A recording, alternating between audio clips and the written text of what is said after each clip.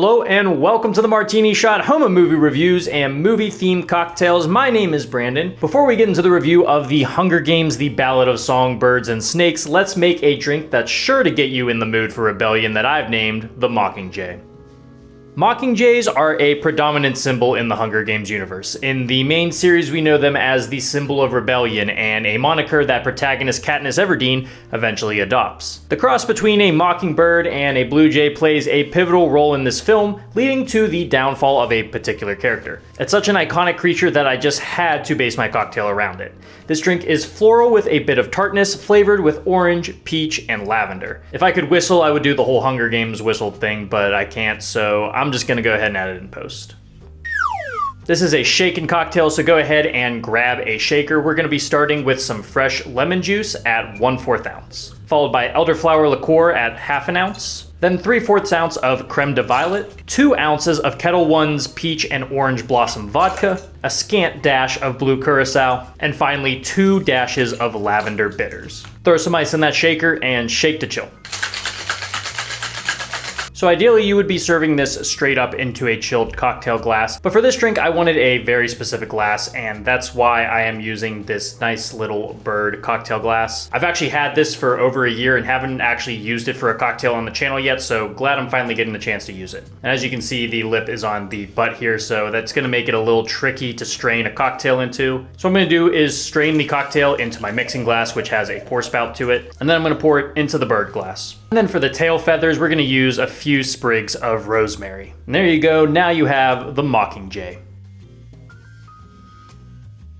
I do recommend drinking this with a straw. It really lets your nose kind of get down in that rosemary and adds a whole new experience that's not only just from the taste. You get this really nice balance of floral notes and the sweet fruit up front. You get that orange blossom and that peach, but then it starts to kind of subside into something a little bit more herbaceous, a little bit more on the bitter side, but that lemon juice really tartans it up, doesn't make it completely bitter on the back end. But the mixture of that vodka, the creme de violet, and the elderflower liqueur makes something really, really nice. You almost get a bit of a peppercorn kind of spice to it that I really like, almost similar to a green chartreuse. And really the smell of that rosemary on every sip just completely brings the whole cocktail together. So yeah, a little fruity, a little tart, but a whole lot of herbaceousness and botanicals going on here. And the entire package makes for a very good, very fun drink. Now that we have our drink, let's dive into the review of The Hunger Games, The Ballad of Songbirds and Snakes. In the raging, never-ending sea of young adult dystopian series, The Hunger Games has always seemed to stand atop the rest. Now, I was busy spark-noting my way through high school when these kinds of books were in their prime, so I can't speak on those specifically. However, if we're looking at movie adaptations, there really isn't much of a comparison. We ain't talking about Divergence or The Maze Runner, get that shit out of here. Not since Harry Potter waggled his wand have we seen a book series transform into a beloved billion-dollar film franchise. The Hunger Games catapulted Jennifer Lawrence into superstardom and gave the world a sci-fi battle royale young and old could get behind. But with all the success Harry Potter had, it still fell to the dreaded corporate milking machine, which churned out 3 underwhelming prequels. While I was writing this, I actually thought there were only 2. Apparently there was a 3rd one that came out last year.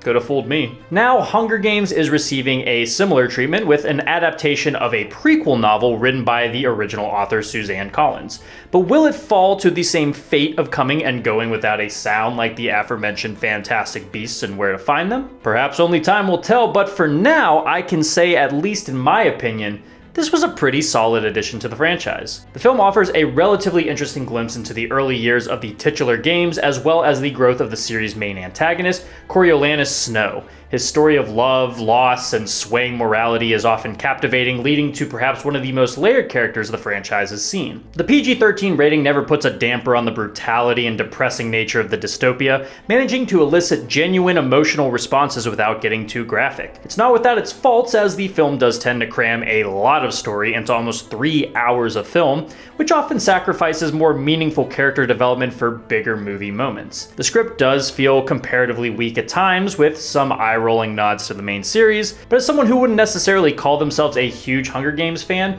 I still had a pretty great time with this. Set over 50 years before the main Hunger Games series, we follow the rise of future Capitol President Coriolanus Snow, who serves as a mentor for a District 12 singer named Lucy Gray Baird, who had been chosen to compete in the 10th annual Hunger Games. The two develop a close relationship that eventually sends Snow down a path of lies, deception, and betrayal that will eventually shape him into the tyrannical leader of the country of Panem. Tom Blythe portrays the young Coriolanus Snow, who originally was portrayed by legendary actor and mustache connoisseur Donald Sutherland. I really enjoyed this characterization of Snow, portraying him in a genuine anti-hero light that isn't afraid to cast him as unsavory and despicable. This has been a trend in those villain-turned-anti-hero movies like Cruella and Morbius that completely ignore the character's true dark side in hopes of making the character more likable to a wider audience. But here they make Snow's capabilities and two-faced nature clear from the very first few scenes, with Blythe doing a solid job selling the character's desperation and cunningness. At the end, you feel like there are some noticeable gaps between the man he is now and the man he becomes,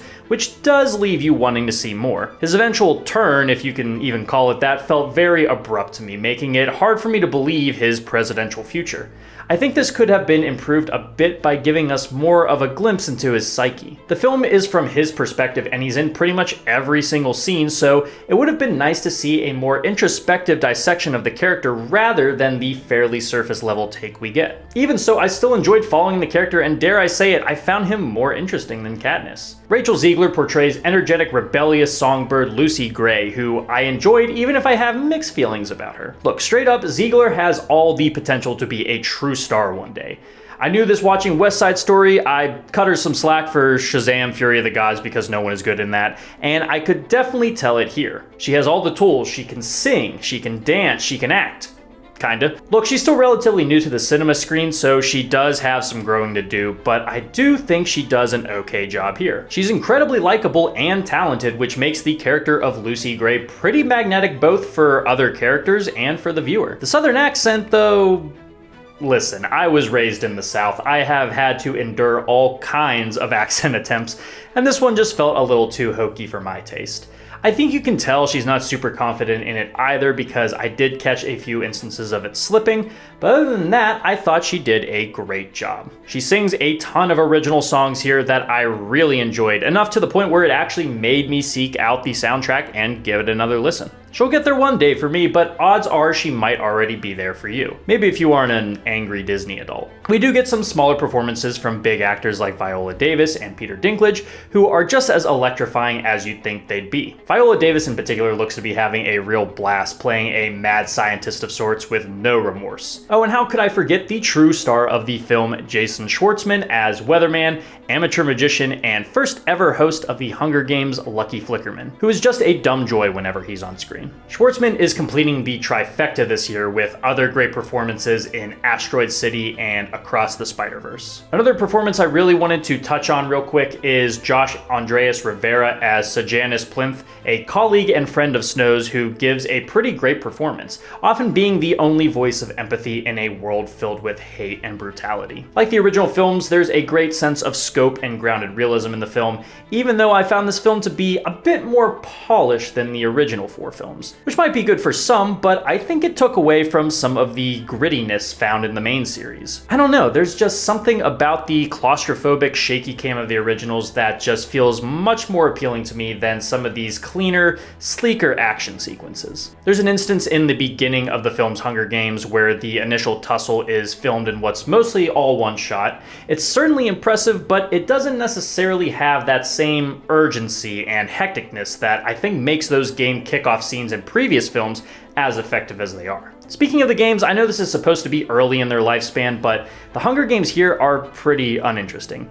It's essentially a dusty, ruined coliseum with very little variety or creativity in the peril it places these children in. While this is definitely meant to highlight the remorselessness and primitive brutality of the games, it's hard to argue that the bleak spectacle of what the games would later become is far more engaging. Even still, I found the film's violence to be pretty effective despite the apparent lack of blood.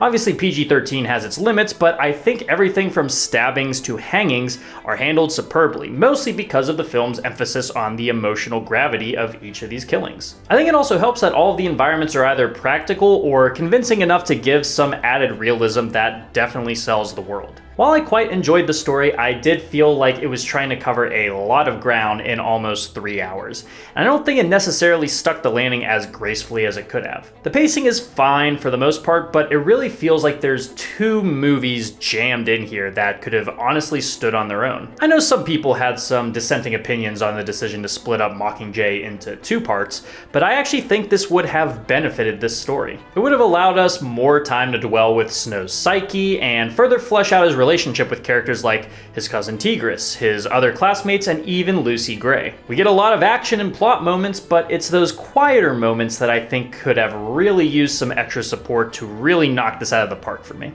The Ballad of Songbirds and Snakes does an exceptional job at fleshing out the series' world and lore while providing an intriguing glimpse into the rise of one of the series' most prominent characters. It does a lot right with keeping in the spirit of the series while still managing to surprise with its darker moments. Part 1 and Part 2 could have been useful in further developing the characters and relationships, but as is, this is a solid dystopian film about the overextension of power used to gruesomely punish a lower class whose dehumanization is supported by thinly veiled fear and propaganda. Man, good thing that's never happened or is currently happening in real life. For my rating, I'm giving this film 3.5 rainbow snakes out of 5. Guys, thank you so much for tuning in to this episode of the Martini Shot. If you saw the new Hunger Games film, let me know what you thought about it down in the comments. And if you like what you saw here and would like to see more, don't forget to like, subscribe, and follow me across all social media channels. Those links are down in the description below. And if you enjoy movie reviews and movie-themed cocktails, be sure to check out my website, martinishot.blog. Until next time, thank you again for watching. I'll see you in the next one. Live deliciously, but please remember to drink responsibly.